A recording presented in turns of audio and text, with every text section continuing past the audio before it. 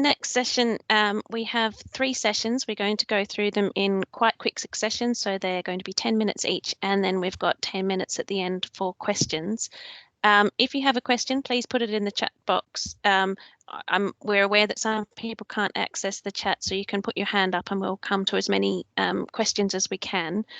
I guess one of the aims of today is to put people in touch with each other. So perhaps if you don't get the opportunity to ask questions, you'll be able to contact the speaker later, or ask them in the social, or send them a message over lunchtime. So while we'll try to get to all the questions we can, my apologies if we don't get to everyone.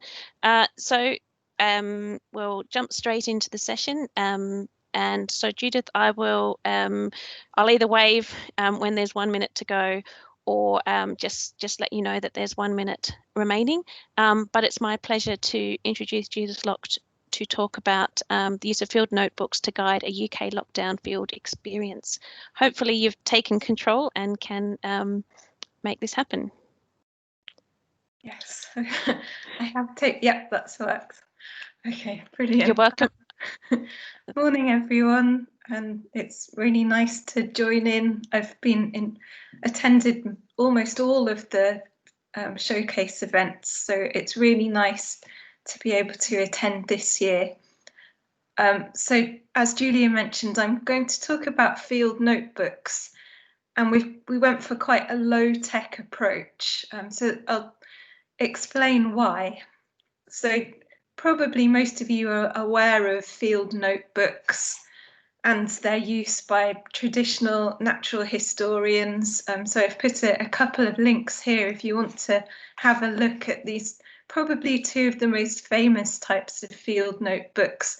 Darwin's notebook, of course, with the Tree of Life. And here in Hampshire, Gilbert White he was a clergyman, but he kept notes on when wildlife were arriving. So he had his daily nature notes, and they give us an indication of what was happening at the time. So field notebooks are a really important part of engaging with the environment and developing your knowledge of species. So we actually had 3 field courses running in semester 2 of the past academic year, but I'm only going to talk about the first and second year ones, which I was involved in. So this is our second year one. It's called the Conservation Management Field Course. Actually, that's what its name is changing to this year.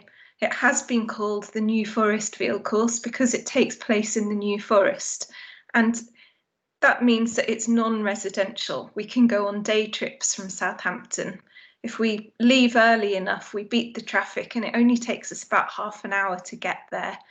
We have a really good link with the new RSPB site, so we were really excited. It was our first year going to this site. They've only just acquired it. It was going to be baseline surveys, amazing. We did go on one day at the end of February, a bit wet and windy and cold. Of course, the students wore their sportswear and trainers, because that's what you wear on fieldwork if you're 19. But the staff we were bundled up and dry. So we did go on one trip to the site, and they really enjoyed it. And they started their notebook assessment. So on the slide here, you can see the 3 assessments that they had to do. And these were the original deadlines. So they would do a research report and then, a small research project and write a report on it.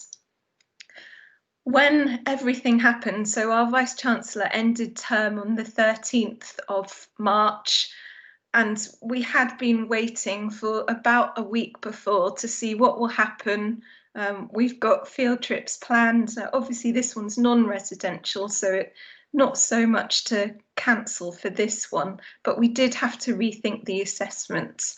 So we decided to get rid of the research report, but we kept, they'd already given their presentations, thankfully, that was out of the way. We just managed to get that in.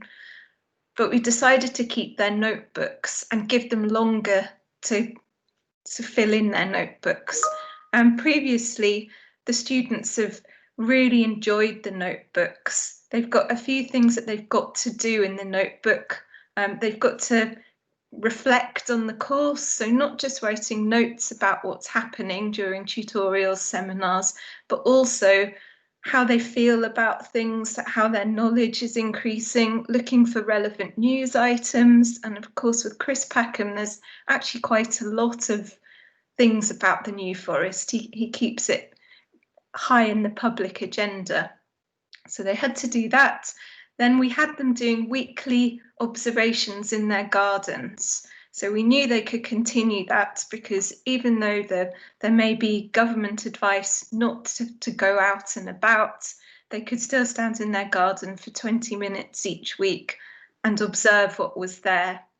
And finally, we asked them to develop their own taxonomic skills. So they choose a taxonomic group that's in the New Forest, and every week choose one species, draw a picture of it, and we told them it's not about it looking beautiful, it's about it showing species characteristics. So we kept them doing that, but for a bit longer. They're not really used to reflecting. It's not something we really get science undergraduates to do, and particularly in biological sciences. But I did find this ecological awareness model. It's in Horshaw's PhD thesis, which I found online. And I liked the idea here that there is actually an interaction. It's not all about how you feel about nature, but if you understand it, then you feel even more strongly about it. So that direct experience is important. So we did share this idea with them. So here's a few of the reflections. So this is the first student. She grew up in the New Forest. So that, and look, their notebooks are amazing. Obviously, I won't show them all to you now because they're quite large file sizes. So I didn't want to send one to Catherine to share with you. So this student, she grew up in the New Forest and she really got into the nature in a very different way. She's a zoology student, so she obviously really likes animals, but she began to think about the New Forest in a very different way. So she would speak to her grandma. So this is one of her reflections. I've copied and pasted it.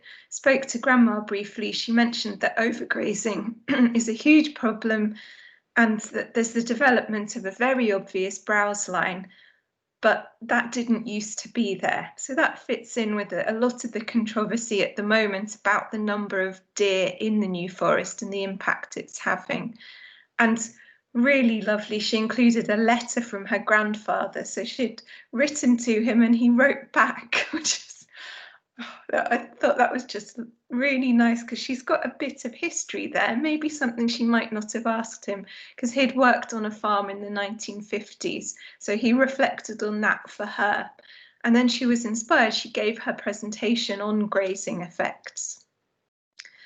This is another student's work, and this student's really artistic. As you can see, this was the cover of the notebook. And a really nice collection of lots of different species. And these are some of the taxonomic development. So they chose to do owls, I think, and birds. So we can see it here. And then these are some reflections. So this one I've copied and pasted from a student. And this is right around lockdown time. So he's written his reflections, and I think if you read this, it reminds me of something from Darwin, feeling sick. So obviously the student was inspired, and he's writing in a very Victorian style, I think, as well. Term has been concluded early. So Valley Gardens is on campus, and quite a few students were doing their observations there. But then when term ended, they went home, so they changed their locations of their observations. They also put in some really nice figures in their notebooks of species accumulation curves, and they put how it changed over time. They also noted when they changed location. So they were getting, and that's really good experience for their third year projects. So the other field course that I'll quickly talk to you about. This is a first year field course to Spain. Obviously it couldn't happen, so we changed it. We didn't really keep any of the assessments except the notebook, which had been a small piece, but because we knew it worked so well for the second year field course, we thought we'll keep that in. And we decided not to go with the virtual field course, even though, so my colleague from our iSolutions department, Sarah Fielding, spoke at the showcase event last year about a virtual field course she had been developing with us. But we decided not to go with it because we wanted to get them out and about and have field experience. So we did it really differently. Well, we did something very focused for first years for a couple of reasons. Thank you. That there was a large number of them, and obviously for many it was their first field experience. It depends what school they've been to. So they had to do 10 arthropod IDs, 10 plant ID cards, and then ideas for a study. So the only thing they didn't do was the study itself. And they carried this out throughout May. And here's an example of a ID card of a student. You can see here she's written down lots of information about the species and then her drawing and a picture of it and an example study. So this student did really well, had a proposed methodology, was even thinking about statistics. They weren't all this good, but all of them were really good. Everyone passed. In fact, they all did really well. So we were able to build on this traditional idea, which got them outside. And actually, many of them commented that going outside and having a task made a really big difference at a very anxious time. They were really proud of it. First year module, as I said, we did something very focused because there were lots of students. We were able to use PhD students to help with marking. The second years, there's far fewer students. There were only 25 of them, and they'd already started their notebook in a certain way, so we kept it in that way. So that's it. Thank you very much. Thank you very much, Judith. That was fantastic. There's lots of questions and comments in the chat box, but we'll move on to the next talk and come back to those at the end. So hopefully Martin's talk will come up now and you'll be able to take control and deliver that. So Martin is going to be talking about virtual field courses in Catalonia in Spain. I'll wait for that one to come up. Hi everyone. Brilliant. That's great. Is that visible? Yes. Yes. Okay, that's brilliant. So, well, the students who signed up for the course in Catalonia, Spain, were hoping for something rather different from what you may be seeing here. So, there we go. I think among other things, they were hoping for a beach experience, which of course they did not get. But we were really interested in giving them a very meaningful and rewarding experience, not just in terms of recreation, but more importantly, in terms of academic challenge and reward. So I'll talk a bit about how we did that, and also I'll give you the feedback from the students themselves to get a sense of how that went down with them. So we've been running a field course in Catalonia since 2015. And the good news is that that gave us a legacy of material to work from. And among other things, I was able to use field notebooks, going back to that idea again, as a source of data primarily, and also ideas to share with the students. And we gave that information to them in a fairly minimal way, and we asked them to develop it into a project. And the important thing, of course, is that they should get a sense that this material that they were working with was meaningful and authentic and relevant. The actual delivery was via VLE, which is Blackboard in our case, in the University of Aberdeen. So every day was a new revelation of projects and other activities. And we released it at the beginning of the day, and we began with a collaborate meeting. If you know Blackboard, it's a forum where the students can participate. They can switch their video on or the audio, or just use the chat. We introduced the sessions, the options, and then we sort of set them loose for the day. And we checked back with them later in the day in a drop-in session, and they told us how they were getting on and whether they were encountering any difficulties. So each activity had a video intro and also some background information. But again, we kept it fairly minimal so that the students could take it off in the direction they were interested in. And among other things, we made available the different projects with different emphases to accommodate the fact we had students from a range of disciplines on the course, and the duration and the intensity of the projects was quite variable. If you want me to talk more about Ninja, I can do that later, but for the moment I'll just leave it. But you can see, perhaps if your eyesight's good enough, that on that list we have projects, for instance, on birds, butterflies, plants, freshwater invertebrates, and human impacts on the environment, and lots of other things. So there was certainly quite a lot of choice on the field course. One of the projects at the very beginning of the field course was a sampling intensity exercise, and that, I think, worked quite well. So they were given a random number tool to generate possible content of a series of quadrats, and then they had to, if possible, identify the plants. Identification wasn't the primary objective of this exercise. It was to basically count species richness in a cumulative way, and producing a species area curve that actually Judith just referred to. We also, where possible, we were asking the students to look at what plants that were most abundant, or perhaps the rarest, and say a bit more about them, and try to reflect on what was going on within this meadow that was a kitchen garden. Another example was a butterfly virtual sampling exercise in Matorrales, which is a shrub environment. And again, we use random number generated numbers. In this case, just in this example, among, say, the 6 samples we're suggesting, the first one is 12. So the student would click on 12, species L, and then they look at, later on in the presentation, they had a look at what that was. And in this particular case, it's a butterfly that has that appearance.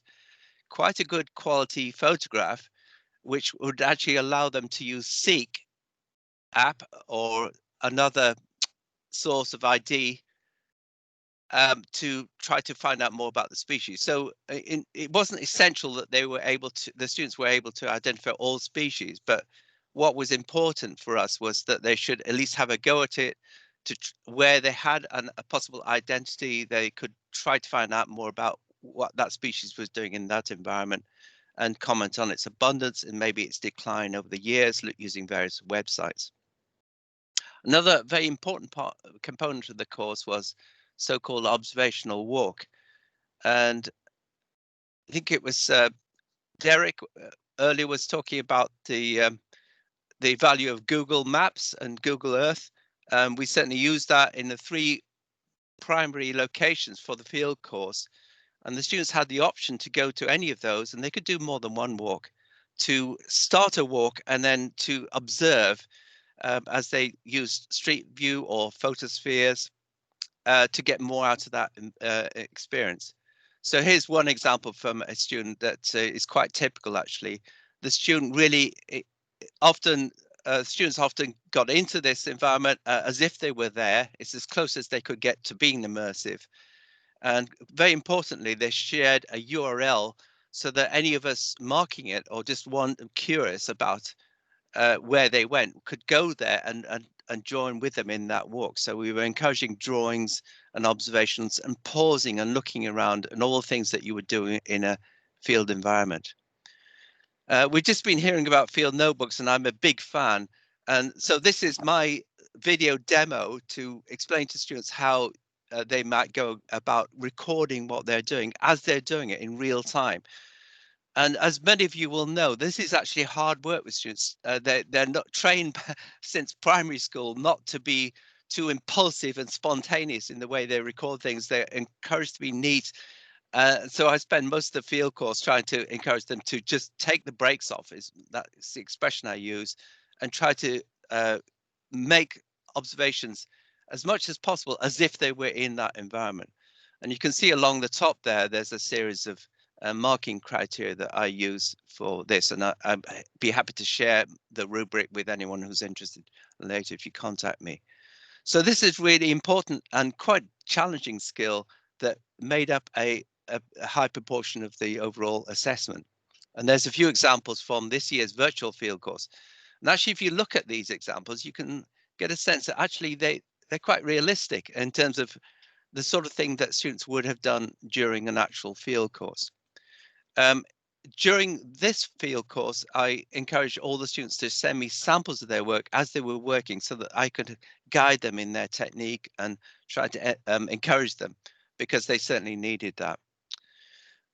The other thing we did as an assessment was a couple of presentations each, and these were recorded by students before the field course so that they got into the sense of that those locations, and also towards the end to share with us a sense of what they had got from the overall experience. And you can see among the grading criteria, the last one is very important. This is blog contributions. So we're encouraging all the students to look at each other's talks, or at least a few, in subject areas that interested them, and to share a response with the presenting student. And these were really super. This is as close as we could get to a Q&A session that we would have had, or multiple Q&A sessions that we would have had on the field course itself. Not sure if you saw, Martin, so it's just about time to wrap up. A minute left. Thank you. I'm just on the home run now. Thank you. So we're sharing experience. One of the presentations of the students was on the actual experience of a field course and a virtual field course. And here's some responses here. They're saying, yeah, it was not fully immersive, and we heard that comment earlier in the session in one of the invited course talks, that students can't get all the way into the experience, but they can get as close as possible. So we recognize that the students understand that they still got a lot out of it in terms of experience. So the overwhelming green there is, I learned a lot, I developed some good skills, and actually I enjoyed it. Final slide is that, that is the take-home message from us, that it can work. It's not a substitute. It's just another experience. And the idea of starting each day was, what will I learn today? Which is what you can see there is what actually happened. In many cases, students did learn some really quite cool stuff. Thank you very much. Thank you very much, Martin. That was a great follow-on from Judith's talk, looking at using notebooks to assess students, and then using notebooks to develop teaching materials in the first place. Again, we'll keep questions until the end of the session. So following on from that, it's my pleasure to introduce Karen Bacon to talk about botanical fieldwork in a virtual context.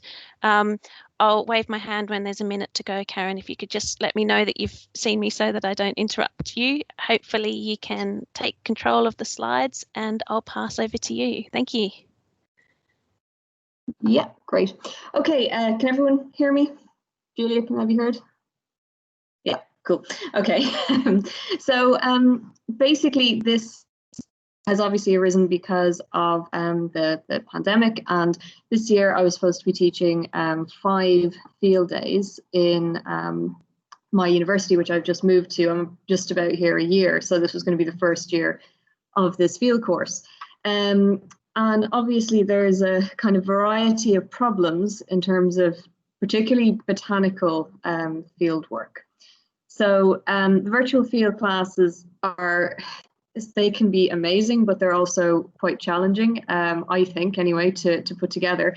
And I think particularly if that's not what you were planning to do, and if it's not what your students are expecting. So when it kind of comes a little bit out of the blue. So particularly for plants, a lot of the available existing online resources are just not of good enough quality to really get very far with plants. So you can probably say, yeah, it's a forest or maybe it's a peatland, but you can't do much more than that. And of the resources that I looked at, actually the best one for plants that I found was the VR glaciers, because you can actually identify some of the plants in that because the photographs are such good quality. So that's probably the best one, but it's still not quite good enough to kind of do something like a quadrat with students. The other thing is that when you're making it as a replacement, you can't just come up with the learning outcomes maybe necessarily designed around a virtual course, because you're being expected, or I am anyway, to still deliver the program, but just maybe in a virtual context. That's also an additional challenge. So this is kind of what I have to be able to deliver, is that students have to be able to survey a range of habitats. They have to be able to evaluate the ecological and conservation value. They have to be able to discuss the key habitats with reference to EU habitat directives, and they have to be able to evaluate key environmental impacts, things like that. So it's trying to keep all that in place is also a bit of a challenge. So I'm aware that not everyone might know where Galway is if I just say that I'm in Galway. So it's over here on the west of Ireland. And then if we zoom in a little bit, this is the centre of Galway here. Sorry to interrupt, but your slides aren't moving. I think you might need to take control of the presentation first. Oh, I thought I had it because it's moving for me. Is it not moving for anyone else? Have we got that happening? Is that showing up in Google Maps? Okay. Can I share my screen? Would that maybe be easier? Yeah, or I can flick through them. That's fine. Whatever suits you. Sorry, now just one sec. Where have I put it? Okay. I think probably easiest if I just share my screen. Yeah, no problem. If I just wake up the presentation now. Okay, sorry about that. It's not allowing me to share my screen. Okay. I'll try one more time, and then if it's not working, we can flick through them. Okay. I'll be your trusty assistant. That's fine. Okay, now it's not asking me to take control. Okay, just bear with me a second. I think you might have logged out. 1 second. Yeah. You got the option now? Yes. Okay, so hopefully it's going to work. Okay, is this moving along now? It is. Okay, right. So we'll go back to Google Maps. So that's where Galway is. And this is, I live in near the centre of the city, but out of the city. It's very, very small. It's not really a city. And decisions had to be made when we were fully locked down, which meant we couldn't move more than 2 kilometres from our homes for more than an hour a day. So we were very restricted. And we didn't know how long that was going to last. So I just had to make a decision and go with it, basically. So I live around here, and there's a bit of a park here. So this is where the field site has ended up being. So this is what it looks like on Google Maps. And we've picked sites here of small embryonic dunes that the council kept trying to move and destroy as I was doing the filming, which wasn't very helpful. Grasslands that the council kept mowing, and then a bit that the little tractor thing couldn't get into, so that's still an unmanaged grassland. So one of the biggest challenges was actually Galway City Council constantly cutting my plants on me. And this is what it looks like in Google Maps. So obviously this is not at all good enough to do anything very much botanically. So you can just about make out there's some sort of a tree here, some sort of a shrub here, and then this is the grassland. It should look like this. So you just can't see that kind of detail in Google Maps. It's just not feasible.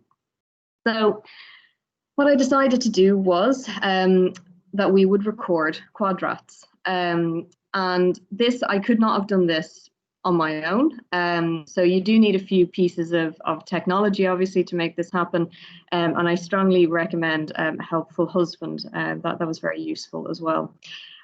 So you need a lapel mic, because this is all new to me. I am not a technical person. So when you record things, the wind is a factor. And if you live in the west of Ireland, it's always a factor. So you can maybe just about make out here that there's a lapel mic here and there's a phone in my back pocket here. So we recorded on one phone, the audio, and then my husband recorded the video for me on another phone. We also tried, and this is an example of it here, using a 4K camera to get detailed images of the plants. That didn't actually work as well as the Samsung camera. Now, that wasn't a GoPro, so something like that would probably work better, but we didn't have access to that at the time. So what this led to then was kind of trying to think, what do I actually want the students to do? So I need them to be able to quadrat. They need to understand what a quadrat is. They need to be able to quadrat. So for that to happen, they need to be able to see the species in enough detail to identify them. They need to be able to work out things like Bowman scale. They need to try and work out at least richness, but ideally some sort of diversity index. And they need to understand and be able to characterize the differences between different sites. So things like the grasslands and the dunes in particular, you'd hope they'd be able to do that at least. So this led to the creation of many, many videos and many, many, many high quality photographs. So I'm still kind of working through a lot of this. But essentially, particularly with plants, you have to get the features in. So I also want the students to know like how you do this. So, you know, anyone who's taught vegetation analysis, particularly in a grassland or a peatland, the students will stand up and look down and go, yeah, right, there's plants. And it's like, well, that's not how it works. You have to get down. So I also have some photographs of me showing very clearly, this is how close you need to be to this to try and identify it. And this is maybe how you would measure the plant. You need to know how tall it is. You need to have an idea of how big the leaves are, things like that. So there's a whole host of these kind of photographs and videos, and then looking in at the real detail. So this is the same photograph, just zoomed in. So you can see actually it really is quite good, the camera on the phones, which was helpful. And then something a little bit easier, and then again, looking in at the detail. So there's all of these kind of photographs have been taken for the different plants that we had at these sites. So it turned out that the recording and the photographing, that's the easy part. So it takes ages as well. This is the other thing. It takes so much less time, just bring students in the field. Then you have to, because you have the audio on one phone and the video on another phone, you have to mush them together somehow. I had no idea how to do that. If I can do this, anyone can. And this is part of the reason that I wanted to highlight this. It's time consuming, but it's not that difficult. So we used Blender, and that is actually fairly easy to use. There's a fantastic how-to video there that's linked here, and this chap Christopher Lum goes through it in a really easy to follow step-by-step way. It takes an incredibly long time, so even when you get used to using this, the videos still have to render, and that can take, you know, half an hour for even a relatively short video when you've squished the audio and the video together. So once you have the videos edited, you then need to put it together in some sort of a sensible manner for the students to interact with. And what I've been looking at is H5P, which I only discovered, I was planning to use ThingLink, and then the university got this. So I've looked at this instead. And actually, it's really nice. So you can make it up as an interactive book. So you can see here that you have the kind of the different fields. It's field day 2 in this course. An introduction, and then the grassland information and the sand dunes. And then you can have all these various things that the students can kind of scroll through, some text, some videos then, and there's interactions, which I'll bring up some examples of in a minute, and then cards for the plants. I see, gotcha, Julia. So each one of these little dots is an interaction, so you can kind of highlight something that you're saying, and you can bring a quiz into it at the end as well. You can do these little card things so that students can use it to kind of test, do they understand which species is which.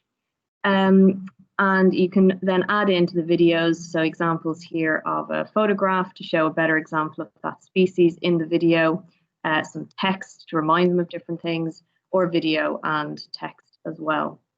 So how am I doing with the learning outcomes? I think they probably can use these videos to quadrat in real time. Hopefully that will help with recognizing the habitats. I'm a little bit less sure about these two, whether we'll manage to get them to the same kind of quality as we would if we were in the field, and hopefully producing reports. And they'll be generating their own data with this as well, which is helpful. So I'm going to skip through this just as we're running out of time, but these are some available websites that are useful for doing this kind of thing. And the lessons learned, I think, are maybe helpful for anyone who's like me and just this is entirely new to. It takes so much longer than you anticipate. To me, it's not as enjoyable. I found it a very frustrating experience, but that was probably because all the technology was new to me as well. The weather does matter. We tell students all the time it doesn't matter, just get out and do it. But if you can't hear me over the wind or the rain, then there's no point being out there recording it. The video editing requires a serious time investment, and for me, a lot of cursing and a focused effort not to go crazy, but we got there in the end. And also, this is not a planned virtual field trip. It's just what I could put together in the time that I had during lockdown. So this isn't, you know, some sort of shining example of what a virtual field trip can be. It's hopefully good enough. So that's it. Thank you. Super. Thank you very much, Karen, and thanks for persevering with the small technical hitch. All right, so we have some time for questions from lots of people. Maybe Alice, you can help me identify some from the chat box. If you can't use the chat box, you can try putting your hand up or emailing. Where should we start? There was a question about whether the virtual whether notebooks were virtual or physical for both the first two speakers. If you want to turn your mics on, speakers, and pitch in. I gave an answer in the text, so I'll let Judith answer for herself. Thank you, Martin. And so ours were virtual. They submitted them using Turnitin on Blackboard, which does have a file size limit of 100 megabytes. So we made them aware of that from the start and gave them some tips for reducing file size.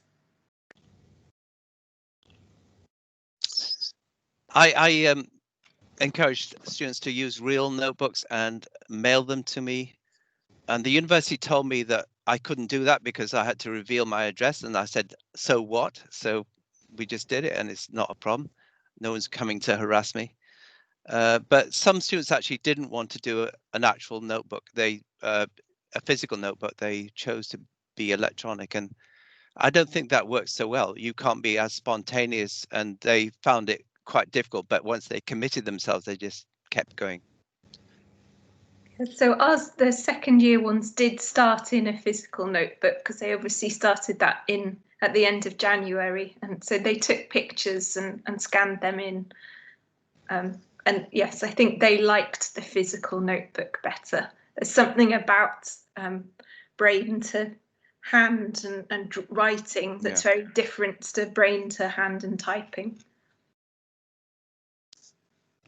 There's a question that's come up for Martin, but I think it's worth asking everybody. How long did it take to put together these activities in total, if you can sort of put an estimate on that for each of you? Hours, absolutely. I mean, I'm still recovering. The students understood that it was a big investment and they were really appreciative and they were thankful. I mean, I was glad to see that they recognized the effort that we had to make. And by we, I mean myself and two colleagues who were also working on the field course. But it's no point in denying that it's a big investment. And I'm hoping it will not be wasted, as it were, for the future. Maybe there'll be other opportunities to use that material. Yeah, that maybe picks up on a point that Nick's just asked a question to Karen. Would you allow a student to use this resource in the future to meet the learning objectives if they couldn't attend a real equivalent, such as due to illness? So that was a question to Karen, but possibly to everyone. Karen, you're muted, just to say if you want to turn your microphone on. Yeah, absolutely. I have spent days doing this and had multiple mini nervous breakdowns. So that is not just for 1 year. So like even entirely selfishly, no, they're all going to be using it. But in terms of kind of more pedagogically focused answer, I haven't actually decided how I'm going to use it in future years because I in part want to get student feedback obviously on this year.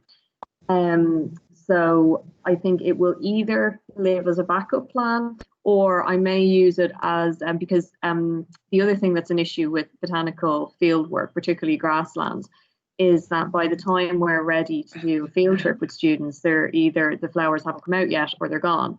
So actually, because I did this in July, I have all these really nice photographs of the place in actual flower.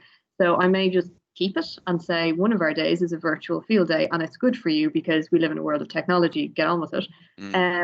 Or I may use it as a resource for students if we have, you know, people who can't go on the field. But I kind of feel more like that it will just become part of the course. And that site is really near to the university, so they could do this, and then I could say to them, you know, go down and have a look at it now and see why you have to do this as a virtual field course. Go and quadrat it now in November. Enjoy yourselves. You know, so like I think there's lots and lots of reasons for why actually this could be a really, really good resource for the future. And I'm not finished building it yet. I want to try and bring in a 360 image for the area as well. But no, I think it's going to be part of it. And I think in part as well, I think that because we do have students for whom this is a requirement, it's probably quite nice to bring it in and just say, look, this is normal as well. You know, so it's not like a big deal for someone to say, I can't go on this field trip. It's like, well, yeah, no one's going on this. We're just doing it virtually. And then, you know, facilitate them obviously for other areas as well, but kind of normalize it a bit and say, you know, there's nothing wrong with doing it this way as well. So, but yeah, it's definitely getting used. So mine obviously didn't take very long. We set the task. We probably had, what took a long time was getting colleagues to agree on the wording of things. So because I didn't go out and do anything because my 2-year-old son was here, it would have been really hard. He wouldn't have been as accommodating, and my husband was working from home as well. So it had to be something that we could just set off and the students ran with it. So it probably depends how much time you've got, which sort of fix would work.